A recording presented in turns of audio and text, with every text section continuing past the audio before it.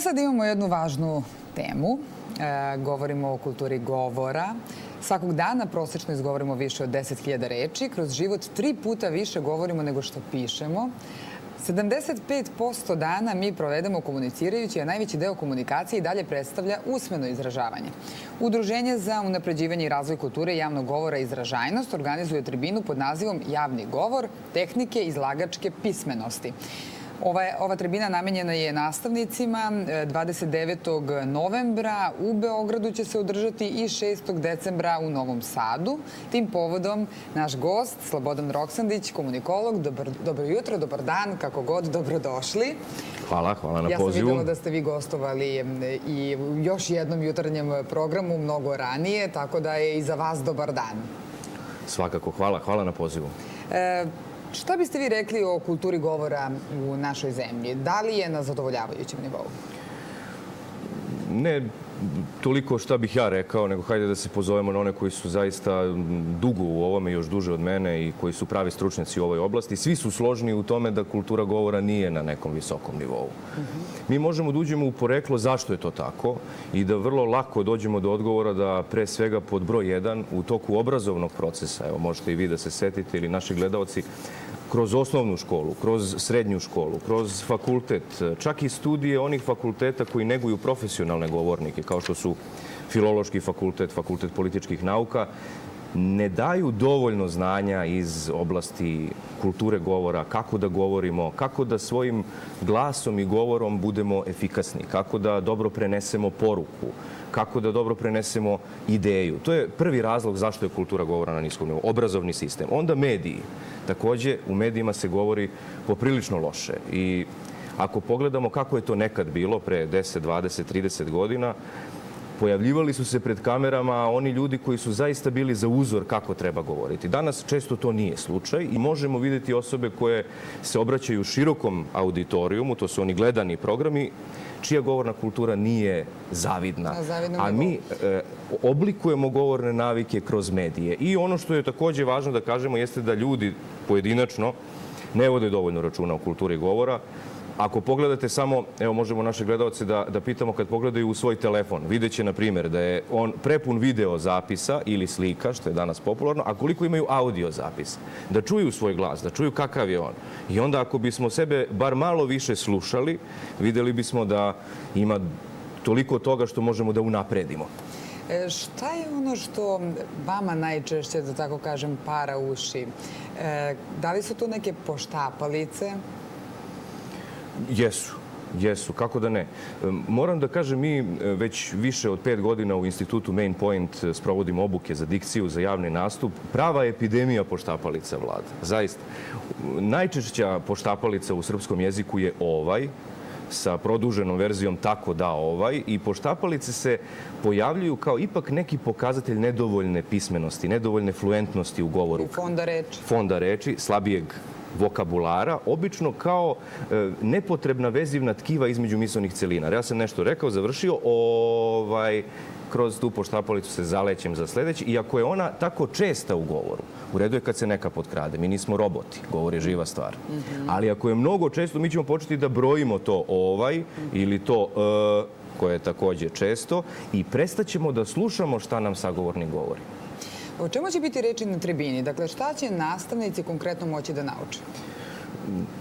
Nastavnici će imati priliku da oplemene dodatno svoj govorni izraz. Kolega Marko Milovanović i ja ćemo održati predavanje i bavit ćemo se različitim temama. Pre svega, kako da nastavnik tokom govorne interpretacije dobro diše.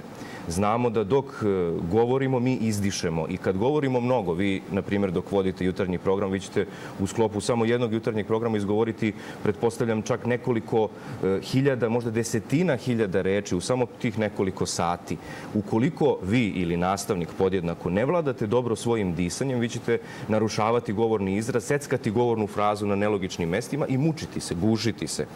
Učit će kako da nauče da dobro dišu dalje, kako da budu razgovetni, kako da budu dinamični. To je vrlo važno. Rekli ste šta para uši.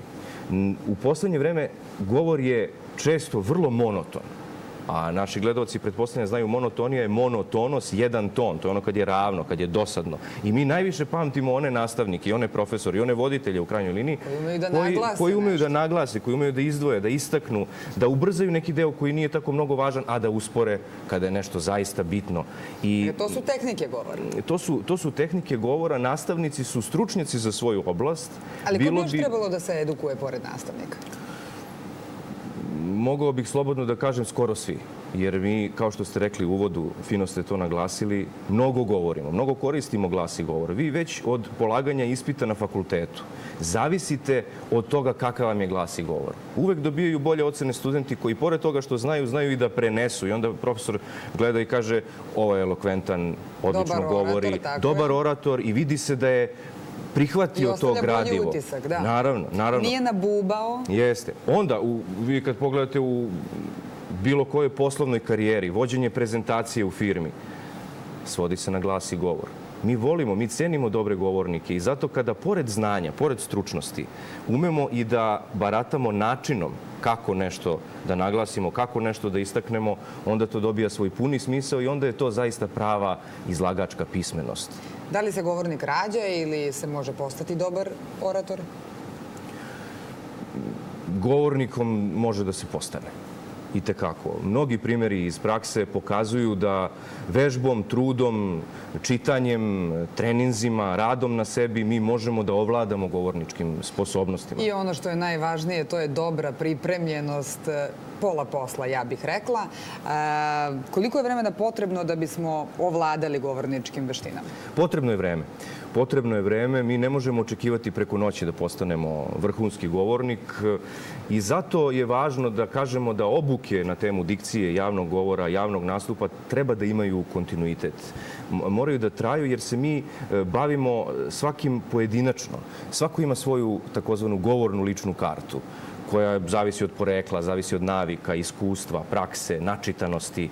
Različiti su faktori i da bismo unapredili svoju govornu ličnu kartu, potrebno je da određene tehnike vežbamo, propustimo ih kroz svoje govorno biće i dođemo do nekog nivoa. Naravno, praksa je čudo, iskustvo je čudo. Ima veliki broj ljudi koji izbegavaju bilo koju priliku da se javno obrate. Ne prija im to, to nije udobno često. Ne vole javni nastup, ali i to se vežba. I to se vežba. I onda što više izbegavaju, oni sve produbljuju više svoj problem. Umesto da kad god imaju priliku izađu, pa prvi put možda neće biti sjajno, drugi put neće biti savršeno, ali treći, peti, 13. hoće, praksa i iskustvo tu mnogo pomažu. Značajni. Slobodane, hvala. Evo, bilo je ovo lepo čuti o kulturi govora. Još jednom ćemo ponoviti 29. novembra u Beogradu, a 6. decembra u Novom Sadu. Udruženje za unapređivanje i razvoj kulture javnog govora i izražajnost organizuje tribinu pod nazivom Javni govor, tehnike izlagačke pismenosti. Gde nismo rekli? 29. novembra u Beogradu u Ustanovi kulture Vuk u 18 sati, a u Novom Sadu 6. decembra u Društvu učitelja Novog Sada u njihovoj sali. Koristim ovu priliku da se zahvalim Zavodu za unapređivanje obrazovanja i vaspitanja što su prepoznali našu inicijativu da se nastavnici koji su dužni, još više nego ostali, da oplemenjuju svoj govorni izraz, da se bavimo time i da ih na taj način edukujemo. Hvala još jednom.